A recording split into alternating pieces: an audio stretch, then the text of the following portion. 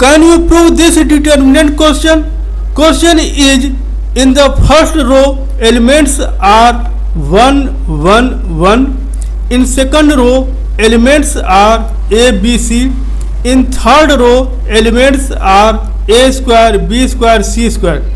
This you have to prove a minus b into b minus c into c minus a. So let's solve together.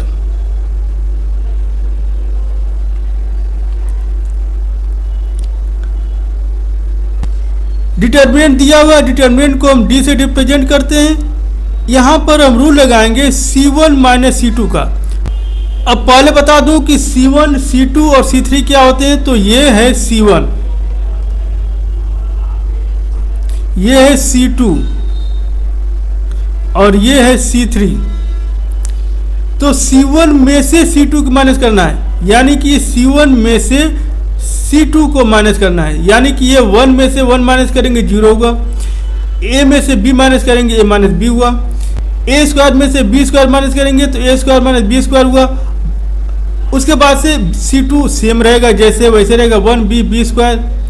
उसके बाद से C3 same रहेगा, जैसे 1C C square है वैसे same रहेगा। अब हमें जो रिजल्ट मिला वो मिला है 0 1 1 a minus b b c a square minus b square c square. तो अब हम यहाँ पर लिख सकते हैं, जीरो को लिख सकते हैं, हम जीरो को लिख सकते हैं 0 इंटू ए माइनस बी, या ए माइनस बी सेम है। और ए स्क्वायर माइनस बी स्क्वायर को हम लिख रहे हैं ए प्लस बी ए माइनस बी। और 1 बी बी स्क्वायर सेम, 1 सी सी स्क्वायर सेम। अब हमने क्या किया है, इसमें से ए माइनस बी फर्स्ट कॉलम में, यह कॉलम C1 है, C1 से यानी कि फर्स्ट कॉलम में से a माइनस बी और a माइनस बी हमने कॉमन ले लिया, बाहर कर दिया कॉमन से।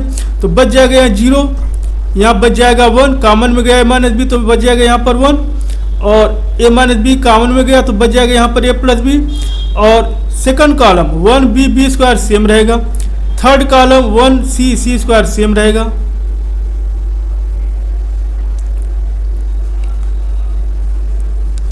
तो हमें रिजल्ट मिला ये। अब हम इसमें करेंगे C2 माइनस C3, मतलब C2 में से C3 को माइनस करना है, C2 में से C3 को माइनस करना है। तो यह C1 सेम रहेगा, 0 1 a प्लस बी सेम रहेगा। अब हमें C2, यह है C2 में से माइनस करना है C3 को, यह C3 है। तो 1 में से 1 गया 0, B में से C माइनस किए B minus C, b square में से सी स्क्वायर माइनस करेंगे तो बी स्क्वायर माइनस सी स्क्वायर, और C3 सेम रहेगा, जैसे 1c c स्क्वायर सेम रहेगा।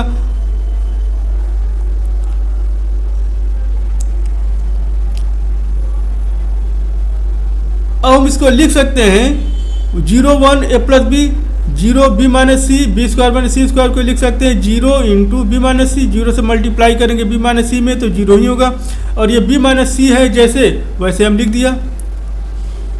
और बी स्क्वायर माइनस सी स्क्वायर को हमने चेंज किया है B plus C B minus C.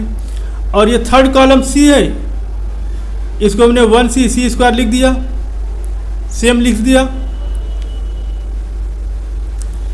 अब रूल ये होता है कि डिटर्मिनेंट में अगर कोई भी रो या कोई भी कॉलम में दो एलिमेंट अगर 0 है तो वह डिटर्मिनेंट 2 इंटू 2 ऑर्डर के डिटर्मिनेंट में ब्रेक हो जाता है। तो यहाँ देखो इस रो में दो एलिमेंट 0 है, 0 0, तो ये डिटर्मिनेंट 2 इंटू 2 ऑर्डर के डिटर्मिनेंट में ब्रेक हो जाएगा। अब इसमें यह 0 है, यह 0 है, 1 बचा हुआ है, तो 1 के सामने का रो और 1 के सामने का कॉलम छोड़ दीजिए, तो बचा 1 1 1 1 और a plus B B plus C, ये बचा। तो ये 1 1 a plus B B plus C से हम एक डिटर्मिनेंट बनाएंगे 2 इंटू 2 ऑर्डर का। अब हम लिखेंगे a minus B into B minus C. अब हम 1 का मल्टीप्लाई b प्लस सी में करेंगे और -1 का मल्टीप्लाई a प्लस बी में करेंगे, तो यहाँ पर b प्लस सी इंटू 1 मतलब b प्लस सी हुआ, और माइनस a प्लस बी का मल्टीप्लाई 1 में करेंगे तो a प्लस बी ही हुआ। अब इसको सॉल्व करेंगे, a minus b same b minus c same, और इसको सॉल्व करेंगे, यह c है B plus c minus a minus b, तो यह बी से यह बी कैंसिल हो जाएगा, तो बच जाएगा सी और माइनस सी। तो हमें रिजल्ट मिला A minus B into B minus C into C minus C. Prove हो गया। इसी तरह का वीडियो देखने के लिए प्लीज़ मेरे चैनल को लाइक कीजिए, सब्सक्राइब कीजिए, शेयर कीजिए। Thank you.